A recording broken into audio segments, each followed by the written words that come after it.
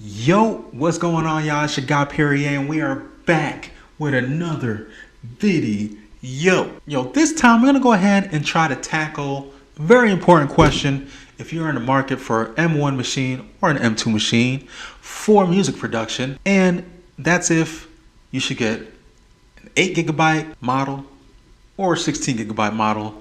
All right, so hopefully we can go ahead and tackle this question. Should be a relatively short video, hopefully. If you're excited for that, go ahead and drop a like for this video. And yeah, let's go.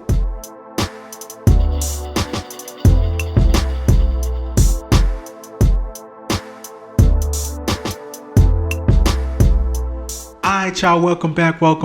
Like I said, we're gonna go ahead and answer this question for music production. If you're in the market for an M1 or an M2 machine, this is regarding Apple's Silicon.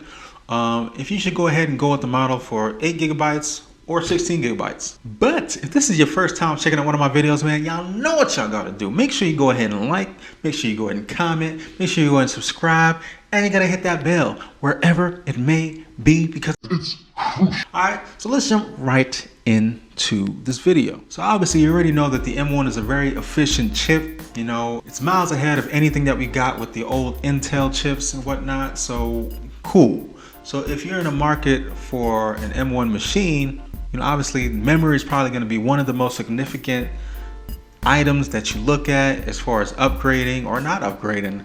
But I think that's one of the most important aspects, maybe just above the storage config that you should be choosing. And especially as it pertains to like music production, music production really kind of goes off the CPU and not necessarily the GPU. And obviously if you're looking at specifically just the M1, you're gonna get more power with the M1 Pro and M1 Max and stuff. So this is, for y'all that might be on a budget and you're not looking to go to the Pros and the Maxes and the Ultras and whatnot. This is for you if you're looking at an M1 Air, if you're looking for an M1 Pro, if you're looking for the iMac M1, if you're looking at maybe the M2 MacBook Pro or the M2 MacBook Air that just dropped. This is kind of for y'all, because we don't have the higher tier RAM options like 32 GB and whatnot. Now with the M2 you do get 24 GB, but it's probably not going to be the best option, and I'll go into that a little bit later.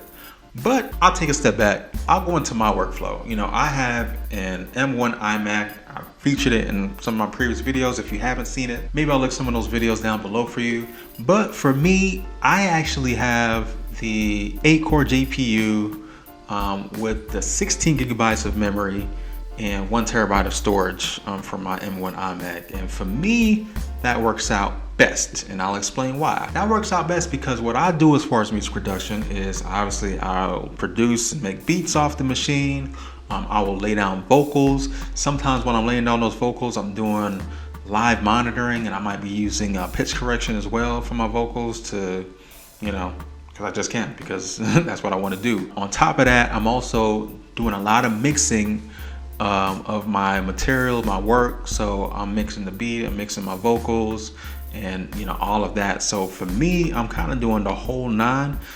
So I already knew when I was purchasing that I was gonna need more than just the base configuration for my M1 iMac. So for you, let's answer the question for you. So who should get the 8 GB memory option? All right, so if you are interested in getting one of the M1s or the M2, not Pros, not Maxes, you get 8 GB if you know that you're not maybe that serious about music production. Maybe if you're just making beats, you're dibbling and dabbling in making beats and not doing anything too intensive. Maybe if you're laying down a few vocals and whatnot, maybe you can probably squeeze by with 8 GB. I really think the M1 is very efficient. I have not personally tried 8 GB, but if you're music production level, maybe you're a beginner, and maybe you're gonna get like a laptop that you'll probably just use for like 2 or 3 years just for the time being. You're not gonna stay with it that long.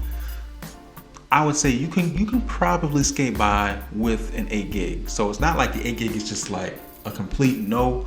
I think that if your workload is not that heavy, it's something you do in your free time for fun here and there, you can skate by with 8 gigs.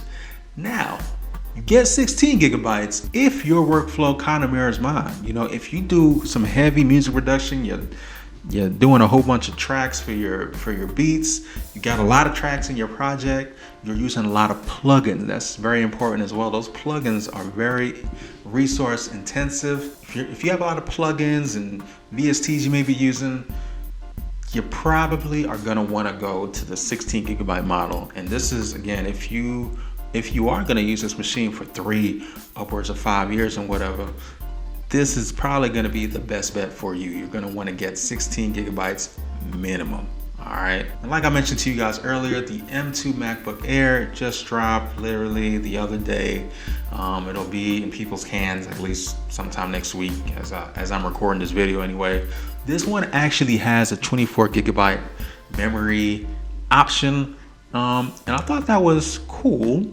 I like that they're trying to give the base M2 more RAM, but I really feel like with the price point, as it creeps up, as you increase that RAM, you're gonna be kind of creeping up into the MacBook Pro territory.